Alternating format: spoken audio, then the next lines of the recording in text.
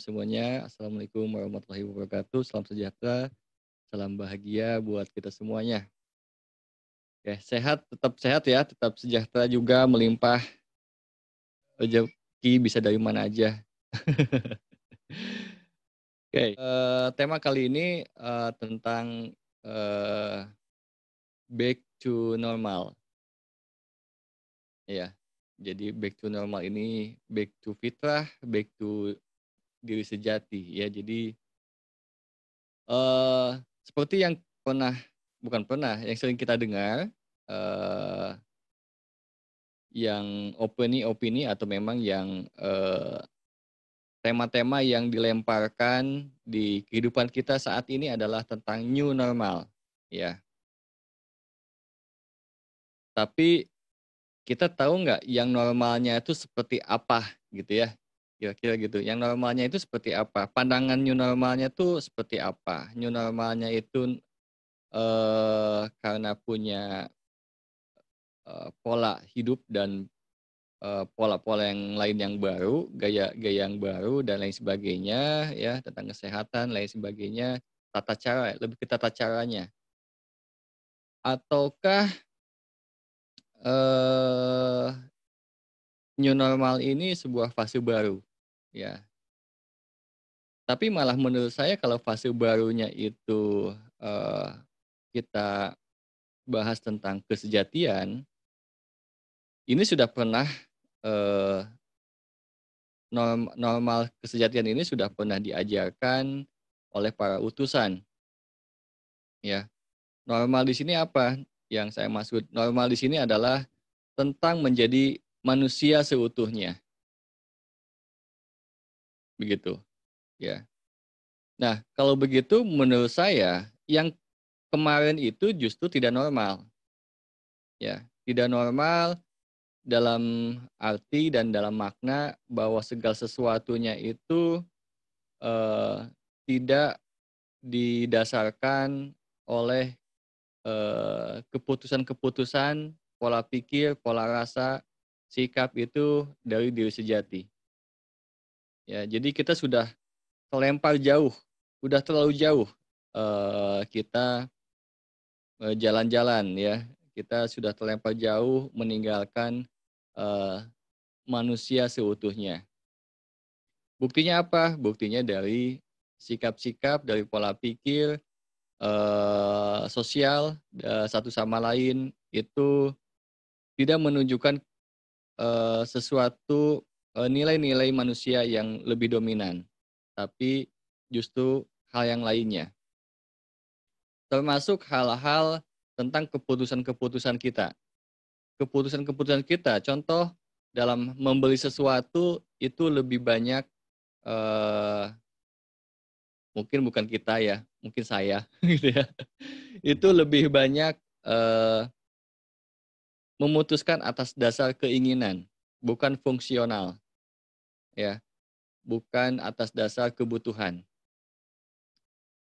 Dari apa yang kita beli, ya, misalnya kita masih punya barang yang bagus, tapi kita pengen yang baru, ya. Masih tas masih bisa dipakai, kita masih mau yang baru. Kita, misalnya, kendaraan kita masih fungsional, masih bisa, mengangkut dan mengangkut kita dalam hal, transportasi, memindahkan lokasi satu ke lokasi lain. Dengan fungsional itu kita, berdasarkan keinginan akhirnya membeli yang baru juga gitu ya. Dengan HP juga ya, gadget juga gitu ya, masih fungsional nih gitu kan, masih cukup, kita beli yang baru lagi gitu ya. Dan banyak, dunia ini dibuat seperti itu ya, dari makanan, dari fashion, dari apapun itu diarahkan, untuk menjauh dari normalnya kita, yaitu manusia seutuhnya, ya. Eee, Keinginan-keinginan ini akhirnya membelenggu diri, ya. Termasuk yang sering kita bahas adalah keinginan-keinginan ingin dihargai, ingin diakui. Padahal kalau secara, eee, pandangan kesejatian yang pantas dipuji, yang pantas dihargai dan diakui itu hanya Rob semata, ya, Sang Maha Pencipta semata, bukan yang lainnya. Ya, tapi konsep-konsep ini digulirkan juga, ya. Penghargaan itu sesuatu yang kebutuhan, seolah-olah jadi sebuah kebutuhan manusia, ya. Dalam hal ini sebenarnya kita wajib menghargai orang lain, tapi kita tidak wajib sebetulnya dihargai oleh orang lain. Karena kalau wajib dihargai oleh orang lain, yang terjadi adalah kecewa kan, gitu. Jadi saling menghargai ini tuh sesuatu yang bagi saya tidak realistis, bagi saya, ya. Yang paling realistis yang saya alami adalah kita lebih sadar saja bahwa dengan banyak orang misalnya berjasa atau lebih banyak memberi manfaat kepada kita, ya kita akui dan kita hargai, ya, apa yang menjadi feedback dari orang lain itu. Tapi kalau kita berbuat seperti itu, ya, memberikan manfaat, kita tidak perlu dihargai. Karena kalau kita akhirnya menuntut itu, ya, saling, ya, harus saling begitu, faktanya kan itu tidak terjadi, ya. Atau dominannya nggak terjadi, malah kita lebih kecewa, gitu ya, di situ. Nah, banyak hal-hal yang konsep apapun yang kita putuskan itu berdasarkan konsep-konsep dari manusia sebelumnya atau sosial sebelumnya, ya, yang dipercayai, gitu. Jadi kebayang nggak bahwa kita itu apa ya yang menjadi pola pikir kita, apa yang menjadi pola rasa kita, perkataan kita, sikap kita itu lebih banyak meniru. Ya, berarti kita perlu sadari bahwa kita lebih tidak original. Ya, ini yang saya maksud. Yuk kita back to normal, back to fitrah, back to kesejatian kita, gitu ya. Jadi bagaimana dalam melihat, memandang, berpikir dan lain sebagainya, bersikap itu atas dasar diri sejati kita, dan ini pastinya perlu latihan. Dan saya mau menguhkan juga salah satunya adalah dengan video yang mau saya sampaikan. Mungkin ini sudah putar lagi ya, kita lihat.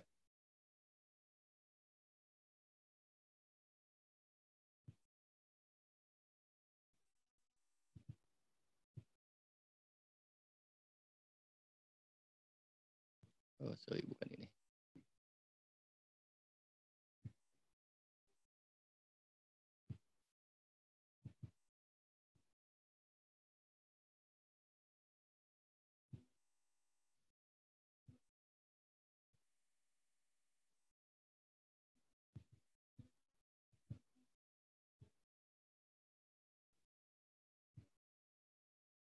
Oke, kita lihat video yang ini.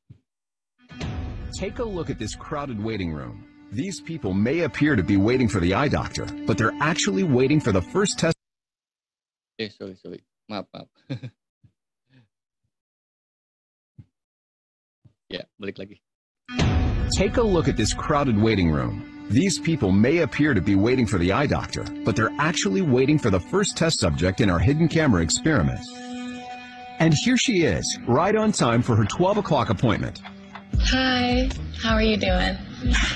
This woman thinks she's here for a free eye exam. Have you been here before? No, it's my first time. What she doesn't know is that everyone else in this room is working for us. I'll be with you in just a couple minutes. Today we're running an experiment on social conformity, and the test starts now.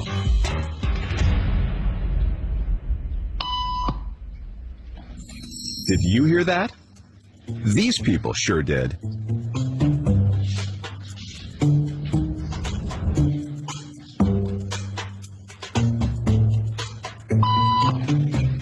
It doesn't take long for our test subject to notice a pattern. Beep means stand up. But why? And if you were in her shoes, what would you do the next time the tone sounds? While you might think you make your decisions all on your own, when it comes to peer pressure, all too often, your brain is just following the crowd. To answer that question, we set up a hidden camera experiment to see if this woman would stand up at the sound of this tone, simply because everyone else is. You might be thinking you'd never go along with this. Or would you?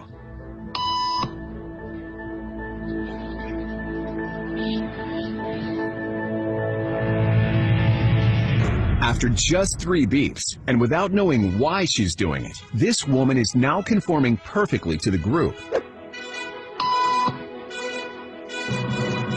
But what happens if we take the group away?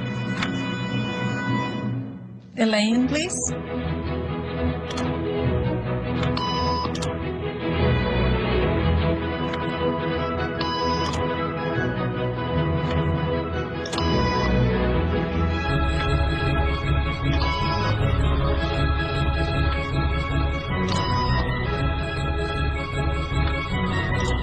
Okay, now she's alone. The crowd is gone and nobody is watching her, except our hidden cameras. What do you think she'll do?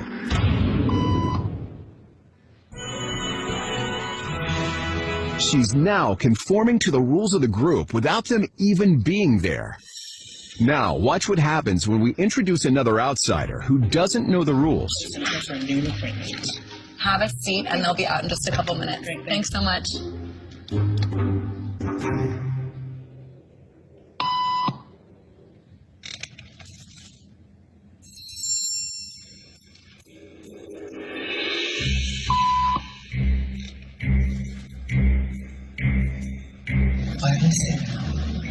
Everybody was doing it, so I thought I was supposed to.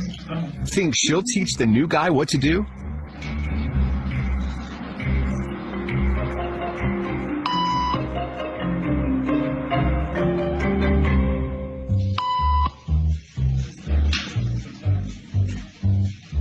We kept the cameras rolling as more unsuspecting patients arrived.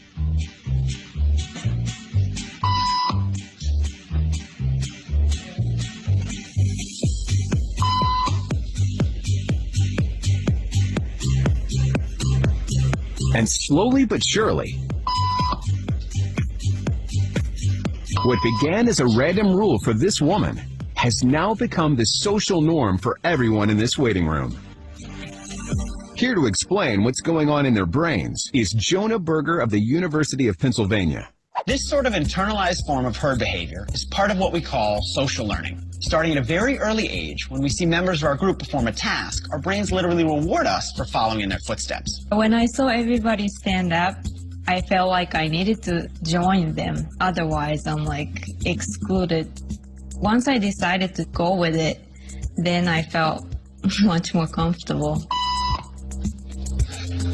Conformity is how we become socialized, but it can also cause us to develop bad habits or repeat past wrongs. And it's why even this rebel, who wasn't standing for any of this nonsense, eventually joined the ranks. And the only thing more shocking than seeing how easily conformity affects the way you act is that similar forces are subconsciously shaping the way you think.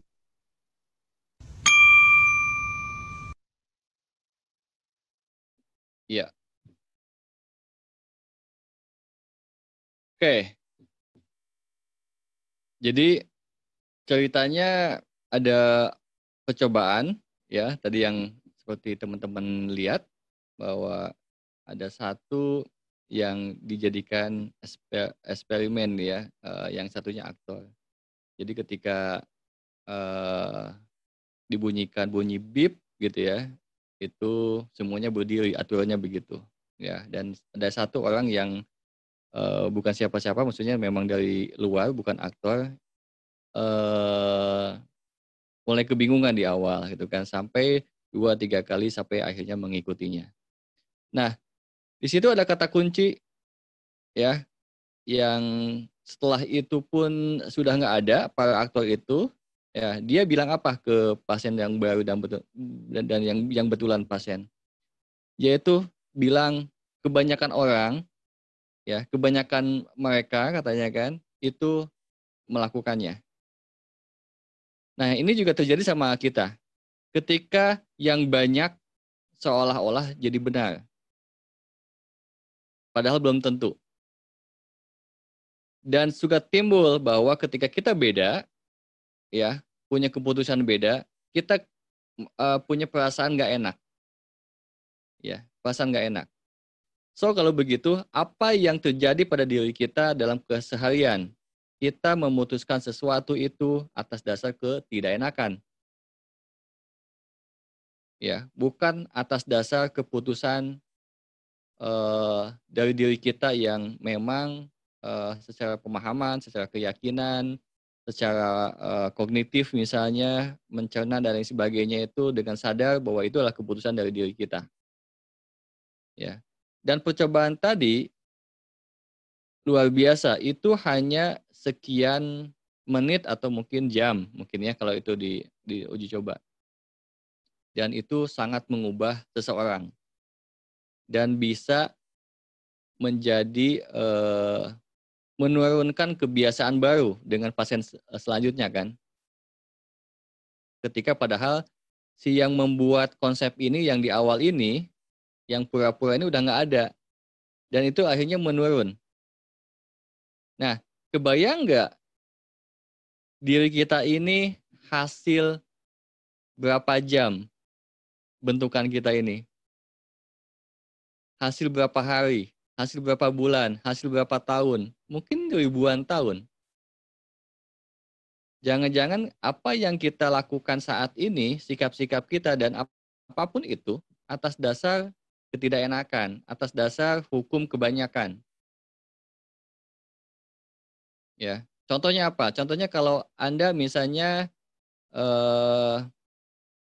apa ya? Yaitu contohnya ketika Anda tidak dihargai, apa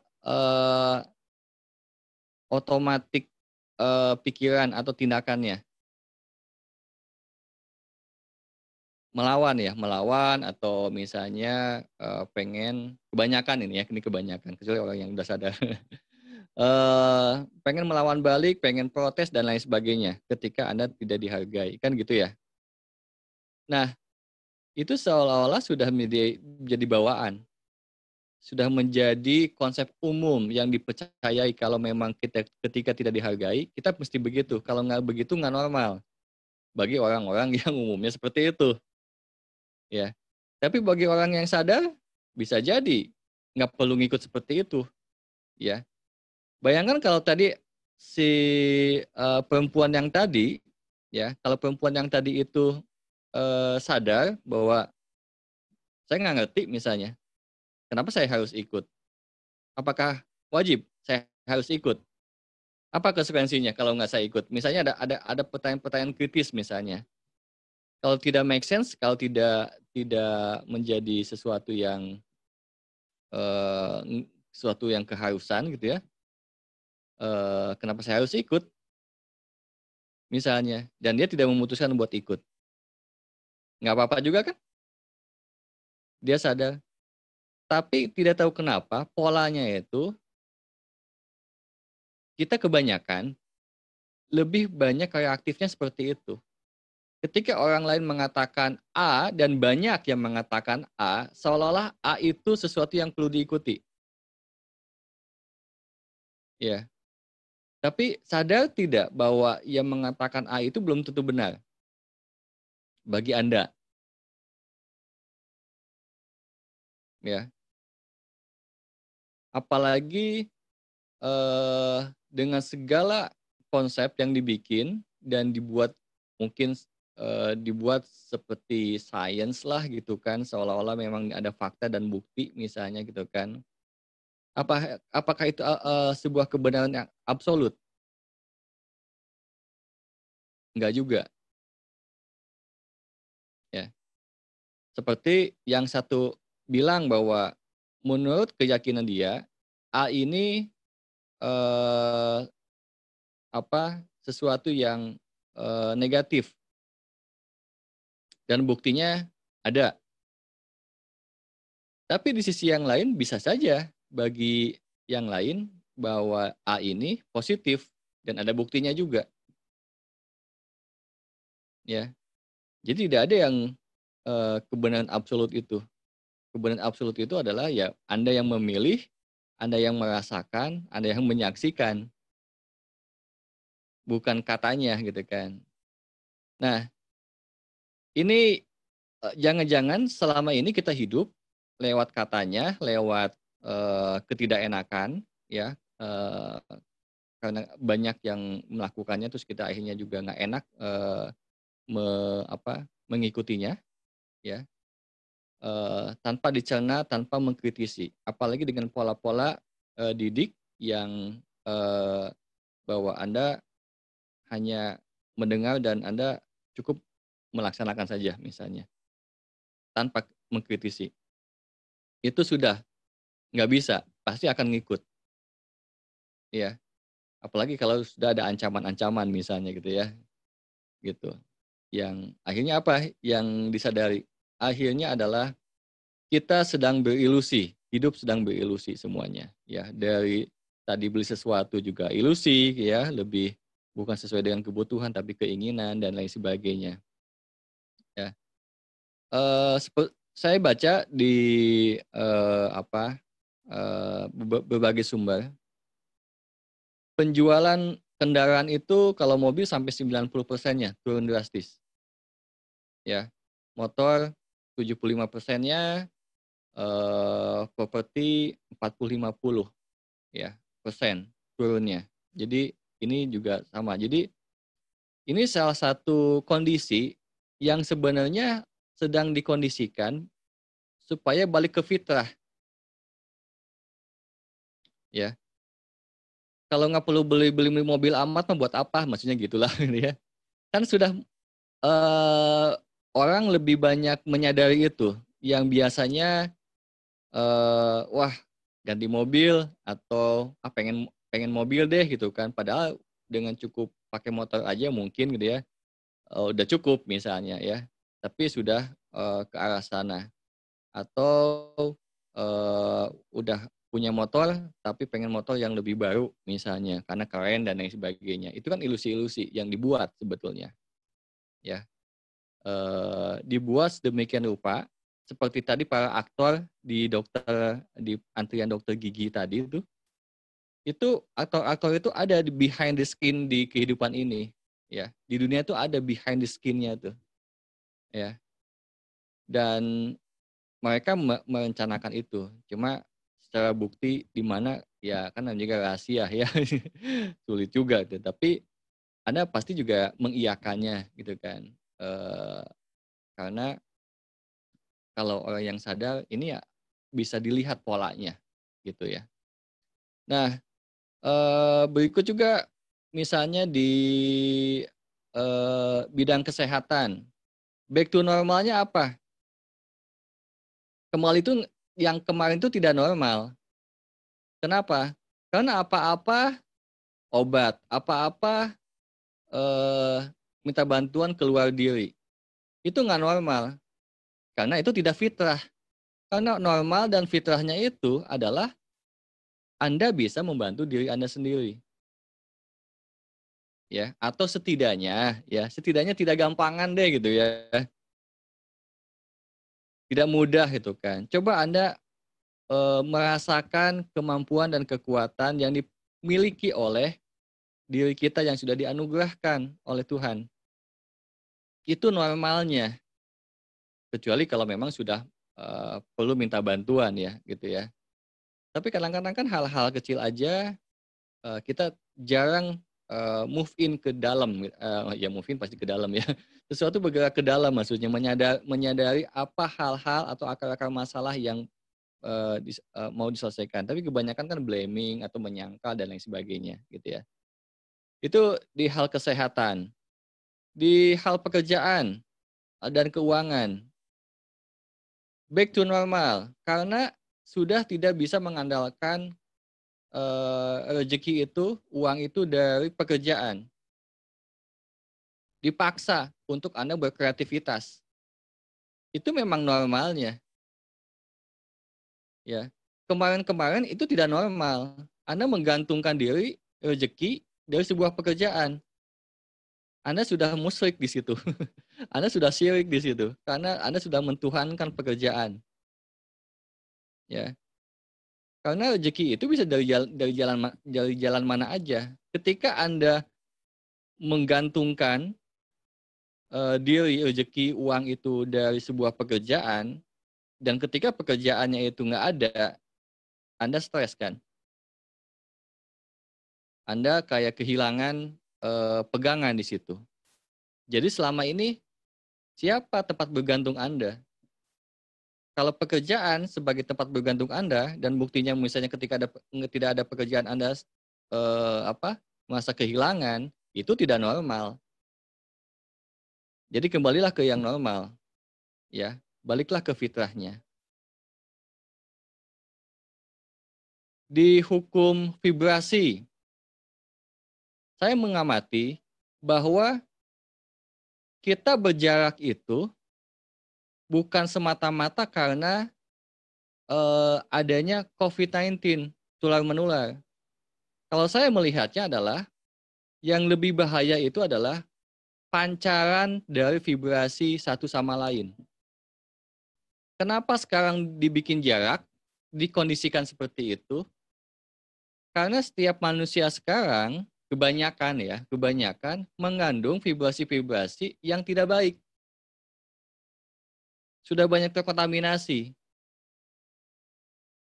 Dengan berdekatan orang-orang itu saling mempengaruhi, ya, vibrasi satu sama lain, itu akan membuat efek-efek energi yang membuat alam dan lain sebagainya ya malah menciptakan virus, ya, virus energi dan lain sebagainya, bergejolak. Buktinya apa? Hukum vibrasi ini ada, ya, dan memang efek. Buktinya ketika Anda berdekatan dan Anda saling memvibrasikan misalnya berkeluh kesah lah, ya, satu sama lain kan saling berhubungan, saling memvibrasikan. Apa yang terjadi di situ? Ketika satu sama lain curhat itu kadang-kadang nggak sehat karena lebih banyak berbagi kebencian, ya, berbagi keluh kesah, mengajak-ngajak untuk benci sama orang yang memang dia benci misalnya. Karena ada kedekatan itu. Sekarang dipisahkan. Dan ini umum banget. Dari pola-pola, bayangin tadi kayak yang perempuan tadi itu, ya, yang perempuan tadi itu sudah banyak kan? Termasuk mungkin kita-kita gitu ya. Termasuk yang seperti perempuan tadi. Nah, untuk memotong atau mereduce, ya, mengurangi lah ya vibrasi dan efek-efek itu dengan berjarak. Dengan dijarakin satu sama lain. Supaya ada waktu istirahatnya bumi ini, ada waktu istirahatnya energi di alam ini. Karena kalau semua didekatkan, efeknya itu domino tuh. Ya, dan dilalahnya memang ada hikmah-hikmahnya. Ya, kita kayak sekarang dengan berjarak kita bisa belajar gitu kan. Dulunya kan kita nggak pernah seperti ini. Ya. Satu sama lain di tempat lokasi masing-masing itu kita belajar. Ya, menyadari dulu, lebih ke dalam. Nah, termasuk dalam hal agama. Dalam agama pun dipaksa untuk tidak mentuhankan tempat atau melihat Tuhan itu nggak hanya di satu tempat, tapi ada di mana-mana dan bisa di mana saja. Ketika seseorang itu seolah-olah bergantung, ya, khusyuknya dan lain sebagainya itu hanya di satu tempat, ya, yang disebut rumah Tuhan. Padahal rumah Tuhan itu bisa di mana saja, semua juga rumah Tuhan gitu ya. Ketika di sebuah tempat, Anda akhirnya tidak normal. Itu adalah sesuatu yang tidak normal. Karena fitrahnya, sejatinya Tuhan, inilah rumah Tuhan semuanya. Dan Anda perlu mampu merasakan Tuhan ada di mana-mana.